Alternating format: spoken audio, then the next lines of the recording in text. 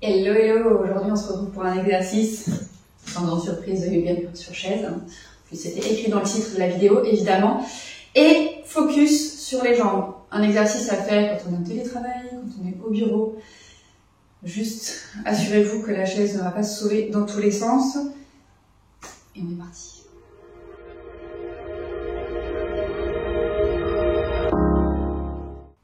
Ok, l'idée aujourd'hui, ça va être... Alors moi j'ai pas mes chaussures, mais évidemment vous pouvez le faire avec des chaussures. C'est juste que je me balade en ce moment sans chaussures parce que c'est l'été, tout simplement. On va commencer avec les pieds bien ancrés dans le sol. Donc si jamais il y a besoin, on n'hésite pas à s'avancer légèrement pour être le dos droit, c'est-à-dire les épaules au-dessus du bassin, pas collé dans le fond de la chaise à la chie, hein, pour avoir un bon ancrage des deux pieds dans le sol. Et on va simplement débuter par observer comment justement les deux pieds sont ancrés dans le sol. Est-ce qu'on a les chevilles qui sont à peu près en dessous des genoux ou pas? Est-ce qu'on sent qu'on a une posture stable? J'espère. Si ce n'est pas le cas, on fait les ajustements qui sont nécessaires. On peut venir déposer les mains sur les cuisses, relâcher les épaules loin des oreilles, prendre une grande inspiration par le nez et relâcher tout par la bouche. Donc en fait, on va simplement aujourd'hui venir travailler des pieds jusque vers le bassin pour articuler un peu les jambes quand on a passé beaucoup de temps au bureau et qu'on ne se lève pas trop. Ça n'empêche pas de se lever régulièrement quand on travaille au bureau, hein, c'est important de faire vraiment l'exercice, mais là, ça permet de dérouiller les jambes un peu autrement. Ok, donc tout simplement, on va commencer par soulever le pied droit et venir faire des tours de cheville du côté droit dans un sens. Donc d'ailleurs, si on fait ça, on se décale un peu vers l'arrière, on va sentir un peu la sangle abdominale qui travaille, c'est pas mal. Ça rajoute un exercice supplémentaire, on change de sens si ça s'appelle j'étais fait. Et puis on vient reposer le pied droit sur le sol. Même chose du côté gauche, on soulève le pied gauche, on vient faire tourner la cheville dans un sens. Surtout on respire, hein, toujours quand on fait ça, il y a un moment où on doit bloquer la respiration. On change de sens, continue à respirer. Et on repose le pied au sol. Là, on va venir chercher à étirer l'arrière des jambes et on va en profiter pour flexer et pointer le pied, histoire de continuer à articuler au niveau des chevilles, mais aussi à étirer. Donc quand on va pointer, on va étirer l'avant des mollets et le dessus des chevilles. Et quand on va flexer les pieds, on va surtout étirer l'arrière de la jambe. Donc on va laisser le pied gauche ancré dans le sol. On vient tendre la jambe droite devant soi, pied flex. Donc on a encore la cuisse qui touche le tapis, hein, les deux cuisses sont sur le tapis. Simplement, on vient tendre la jambe devant soi. Alors, en fonction de la souplesse de chacun et de chacune, le genou est peut-être pas complètement tendu, mais en tous les cas, on vise à ça. Et on flexe le pied, on ramène les orteils comme si on voulait que les orteils viennent toucher le visage. C'est absolument pas possible, on est bien d'accord. Hein. Mais c'est l'idée, je flexe le pied comme si je voulais même pousser un peu plus le talon, comme si j'avais un mur invisiblement. Je voulais repousser le mur avec mon talon pour étirer l'arrière de la jambe.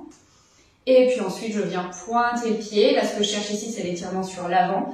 Donc, je pointe, je pointe. Alors, attention, pour certaines personnes qui auraient facilement tendance à faire des crampes, on y va tranquille. Et pensez à voir si c'est le cas d'ailleurs. Et on recommence. On flexe, on respire toujours, hein, évidemment.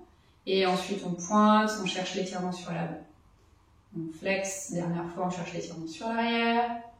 On pointe, on cherche l'étirement sur l'avant.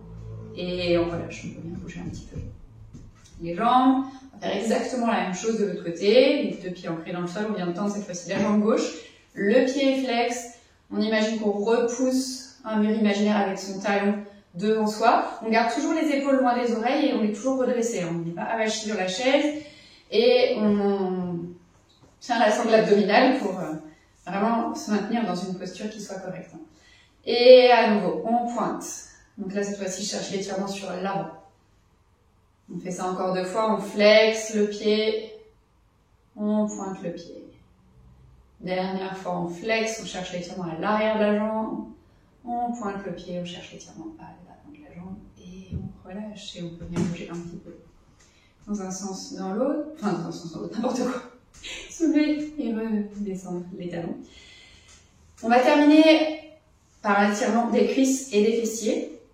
Donc pour ça, on va venir croiser la cheville droite au-dessus du genou gauche. On flexe le pied, On essaye de descendre le genou droit comme si on voulait que nos deux genoux soient au même niveau, ce qui n'est pas possible, hein, mais c'est l'idée. J'éloigne le genou droit de moi pour sentir l'étirement au niveau de la fesse et peut-être sur le côté de la cuisse, hein, ça dépend de chacun et de chacune. Une fois qu'on est ici, le pied est flex, on vient tout doucement se pencher vers l'avant. Donc là, il est fort probable que la sensation d'étirement ait changé par rapport à quand on avait le dos droit. Et puis tout doucement, on se redresse. On va faire ça 3 fois, donc là on a fait une. On peut même caler sur la respiration, on expire vers l'avant, et on inspire, on se redresse, ça fait 2.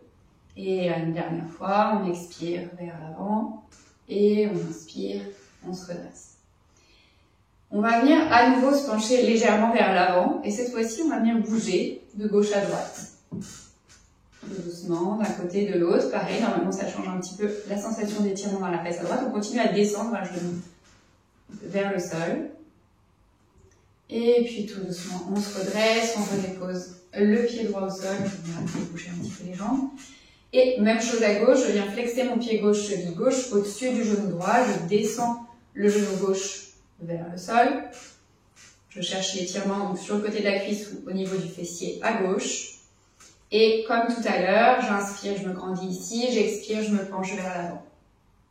J'inspire, je me redresse, on fait ça encore 2 fois, j'expire vers l'avant.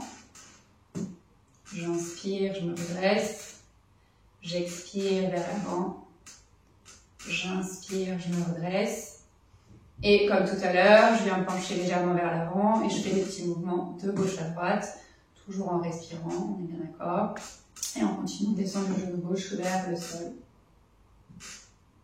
Et puis on se redresse, on redépose les 2 pieds au sol, on bouge une dernière fois.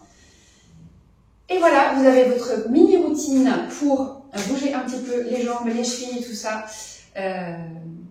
au bureau. J'allais dire ça marche dans l'avion. Oui, ça marche en fait aussi dans l'avion. Tiens d'ailleurs, si jamais vous partez en vacances et que vous prenez l'avion, ça marche aussi dans le train. Après, il s'agit juste d'avoir suffisamment d'espace.